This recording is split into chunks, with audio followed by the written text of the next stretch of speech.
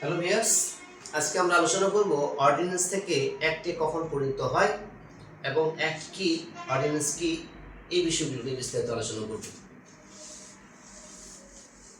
আমরা এই অর্ডিন্যান্স আর হচ্ছে অ্যাক্ট, এই দুটির যে পার্থক্য এটি আমরা আজকে আলোচনা করব এবং সংক্ষেপেও আলোচনা করব যাতে সবার বুঝতে সুবিধা হয়। একটি হচ্ছে অর্ডিন্যান্স, অর্ডিন্যান্স যাকে আমরা অধ্যাদেশ বলে থাকি, অধ্যাদেশ। আরেকটি হচ্ছে অ্যাক্ট। এই অর্ডিন্যান্সটি হচ্ছে অস্থায়ী, এটি হচ্ছে সাময়িক সময়ের জন্য। এটি কে করে?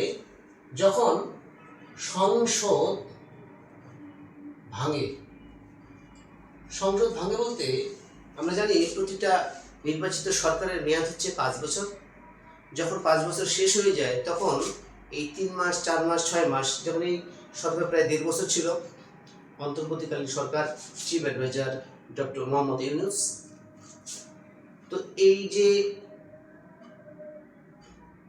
মোহাম্মদ ইউনূসের আমলে, যে অন্তর্বর্তী সরকারের আমলে যে আইনগুলো, অর্ডিন্যান্সগুলো হলো, এটার কি হবে ভবিষ্যৎ? কারণ অন্তর্বর্তীকালীন সরকারের মেয়াদ শেষ হয়ে গেছে। তো তারা অনেকগুলো অর্ডিন্যান্স তৈরি করেছে। এই অর্ডিন্যান্সগুলো কি হবে? যখন সংসদ থাকবে না তখন এই অন্তর্বর্তীকালীন সরকার, অন্তর্বর্তীকালীন সরকার এটিকে প্রণয়ন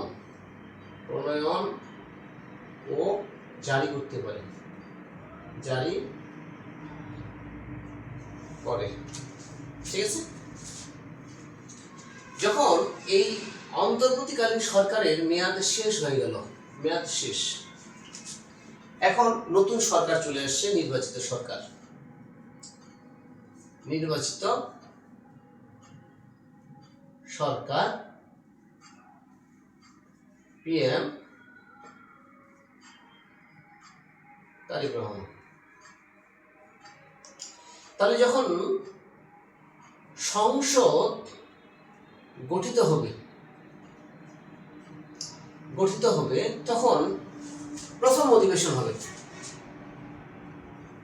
প্রথম অধিবেশন,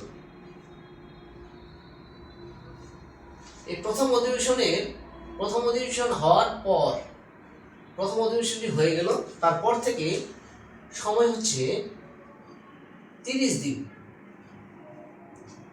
এই 30 দিন সময়ের মধ্যে, 30 দিনের মধ্যে কি করতে হবে? এই যে অর্ডিন্যান্সটি রয়েছে, অর্ডিন্যান্সটি বা অধ্যাদেশটি উপস্থাপন করতে হবে। কেন উপস্থাপন করতে হবে? যে নির্বাচিত সরকারকে বলতে হবে যে এটির ভালো বা খারাপ।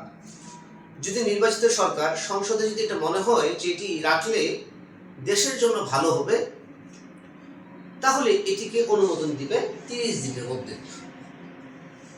যদি 30 দিনের মধ্যে অনুমোদন দিয়ে দেয়, অনুমোদন দিল,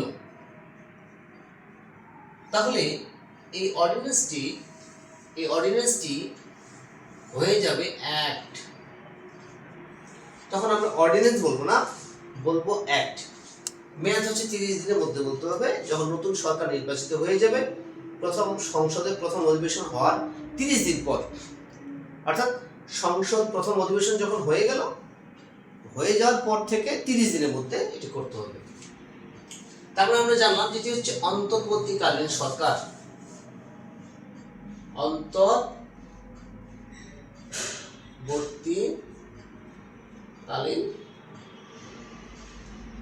সরকার। আর এটি হচ্ছে স্থায়ী সরকার, যার মেয়াদ 5 বছর। তো এই ছিল আমাদের আজকের আলোচনার বিষয়, এবং এটি বলা আছে সংবিধানের আর্টিকেল 93-তে, এবং এই অর্ডিন্যান্স থেকে একটি আসতে এই যে সংসদের প্রয়োজন, আবার 30 দিন সময়ের প্রয়োজন,